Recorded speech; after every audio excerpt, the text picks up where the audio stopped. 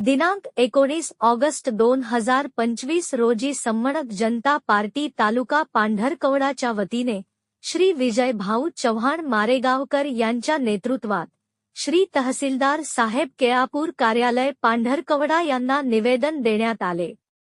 मागील 2-3 दिवसापासून दिनांक 15 ऑगस्ट ते 19 ऑगस्ट 2025 पर्यंत मुसळधार पाऊस व सुसाट वाऱ्यासह संपूर्ण केळापूर तालुक्यामध्ये सुरू आहे।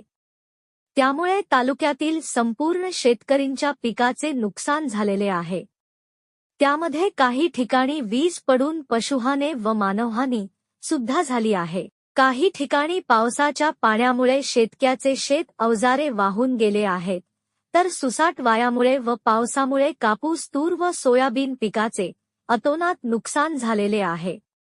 म्हणून संबंधित महसूल विभाग व कृषी विभागाच्या माध्यमाने प्रत्यक्ष पाहणी करून पंचनामे करून तालुक्यातील संपूर्ण शेतकऱ्याला झालेल्या नुकसानीचा मोबदला देण्यात यावा याकरिता समन्वयक जनता पार्टीतर्फे श्री विजय भाऊ चव्हाण यांच्या नेतृत्वात निवेदन देण्यात आले। त्याप्रसंगी डॉक्टर श्री जितेंद्र चव्हाण तालुका अध्यक्ष, श्री विकास भाऊ चव्हाण गोरसेना तालुका अध्यक्ष, श्री बंडोजी चव्हाण, श्री भूतेश्वरजी आता माजी सरपंच, श्री संदीप शिरपूरकर सामाजिक कार्यकर्ता, श्री प्रकाश भाऊ चव्हाण बंजारा संघटक, श्री बहिरू लिंबाटेकाम, श्री प्रकाश भाऊ चव्हाण, श्री कृष्णा भाऊ चव्हाण, श्री पुनाजी आत्राम, श्री जयवंत भाऊ राठोड सामाजिक कार्यकर्ता, श्री मधुकर भाऊ चव्हाण बंजारा संघटक, श्री प्रल्हाद भाऊ आत्राम करणवाडी ग्रामपंचायत सदस्य, श्री रोहिदास भाऊ चव्हाण रोजगार सेवक वाघोली,